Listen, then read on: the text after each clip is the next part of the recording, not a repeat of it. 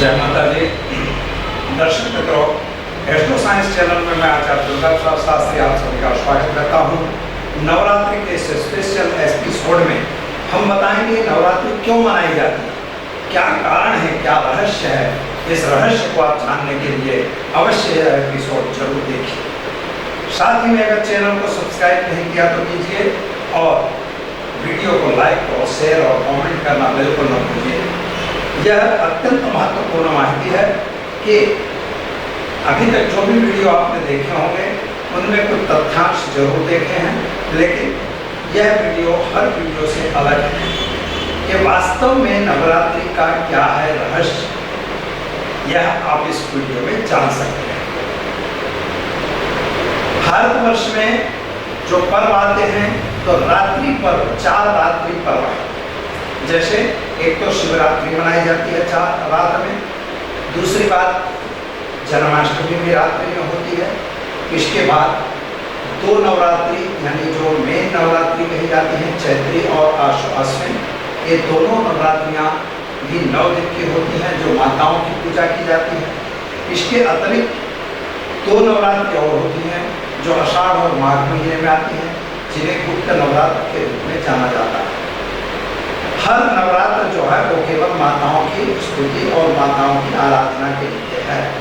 माताओं का अर्थ यह होता है मित्रों शक्ति।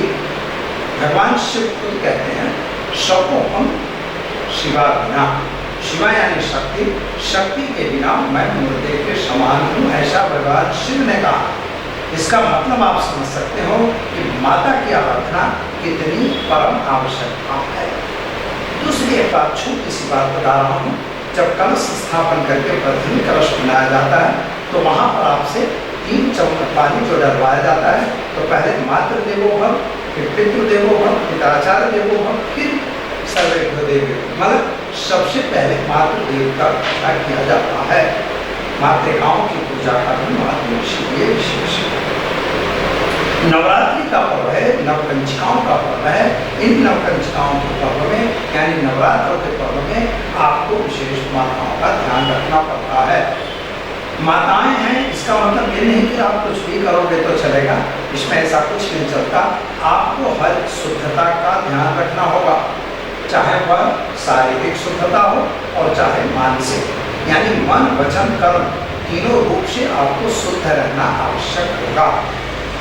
अब इसका रहस्य बताने जा रहे हैं कि मित्रों देखिए, दोनों नवरात्र से चैत्र नवरात्र भी संवत्सर के पहले आती है, इसी तरह से जो शारदीय नवरात्र है वह भी संवत्सर के पूर्व आती है। जो विक्रम संवत्सर जो दिवाली में बदलता है उसके पहले ही यह नवरात्र आ रही है, यानी शक्ति का संचय तभी करना है। वर्षा ऋतु चली गई है, शरद ऋतु की प्रारंभ होने वाला है, इनके बीच में ऋतुओं का परिवर्तन होता है। विभिन्न भिन्न प्रकार के जंतु आते हैं और भिन्न भिन्न प्रकार के रोग होते हैं। यद्यपि कोरोना इस वर्ष ऐसा हुआ है कि जो दिसंबर में आया, पर लेकिन आज तो दिवाली के पास भी ही गया, तो इस तरह से यह पर्व भी वह उसी समय से इसके रोगों की वृद्धि होती है।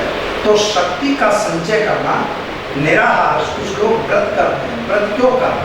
व्रत इसीलिए करना कि भगवान कृष्ण ने कहा है कि अगर आप व्रत करते हो तो क्या होता है, विषय निर्वर्तन पे निराहार से देना। अगर आप निराहार रहते हैं तो आपके विषय आप पर कंट्रोल नहीं कर पाती, यानी आपका कंट्रोल अपने विषय पर हो जाता है। विषय का इस तरह सत्वगुण, रजोगुण, तमो, जब तमोगुण बढ़ेगा तब भी तकलीफ होगी, रजोगुण बढ़ेगा तब भी तकलीफ होगी। जब आप उपवास करोगे यानी व्रत करोगे, देवी की आराधना करो, देवता की आराधना करोगे, तो आपके मन में एक सत्वगुण की उत्पत्ति होगी। जब सत्वगुण आपका बढ़ेगा तो आपका विकास और आपका जो मानसिक लेवल है वह अपने आप ऊपर चला जाएगा। इसलिए मित्रों, नवरात्र के समय में विशेषतः यह उपयोग किया जाता है कि व्रत किया जाता है। उपवास, उपवास का अर्थ होता है जिस देवता के नाम से आपने व्रत किया उसके पास में निवास करना। जैसे माता का उपवास है, नवरात्र चल रहा है, कोई गणेश चतुर्थी कर रहा है, कोई एकादशी का व्रत करता है, कोई पूर्णिमा का व्रत करता है, आप कर सकते हो, लेकिन जिस देवता का आराधना करते हो उसी के पास बैठने को ही उपवास कहा जाता है। व्रत के साथ साथ आपको क्या करना है, आराधना। क्योंकि हमारे ऋषियों ने जो परंपराएं बताई हैं वे परंपराएं यह हैं कि आप शक्ति संरक्षण जो है आराधना से करिए, मंत्रों के जाप से करिए, देवियों के माताओं के या अपने किसी पाठ से करिए, नारायण कवच का पाठ करिए, दुर्गा कवच का पाठ करिए, दुर्गा पाठ करिए, सप्तशृंगी चंडी पाठ करिए, फिर नवग्रहों के पाठ को करिए, और नहीं होता है तो आप जैसे विष्णु सहस्त्रनाम का पाठ करिए, राम रक्षा का पाठ करिए, हनुमान जी का कोई भी मंत्र का पाठ करिए। मतलब ऐसा नहीं है कि यही करो, लेकिन करो। किसी भी प्रकार की आराधना श्रद्धा करना और रात्रि में ही करना। नवरात्र का महत्व क्या है? तो रात्रि में ही करना। तो मित्रों आप देखते हो सुबह जब हो जाती है तो आप किसी को चिल्लाओगे तो आपकी आवाज़ दूर तक नहीं जाने वाली, लेकिन जब आप रात्रि में किसी को चिल्लाओगे तो 2 बजे रात को किसी को चिल्लाओगे तो वह आपकी आवाज़ कोसों दूर तक चली जाएगी। तो क्या उस समय नीरव शांति रहती है, एकदम शांति रहती। भगवान शिव श्मशान में क्यों रहते हैं? केवल शांति प्राप्ति के लिए, क्योंकि जब मैं व्रत करता हूँ, जब मैं तप करता हूँ तो मुझे कोई डिस्टर्ब होना नहीं चाहिए।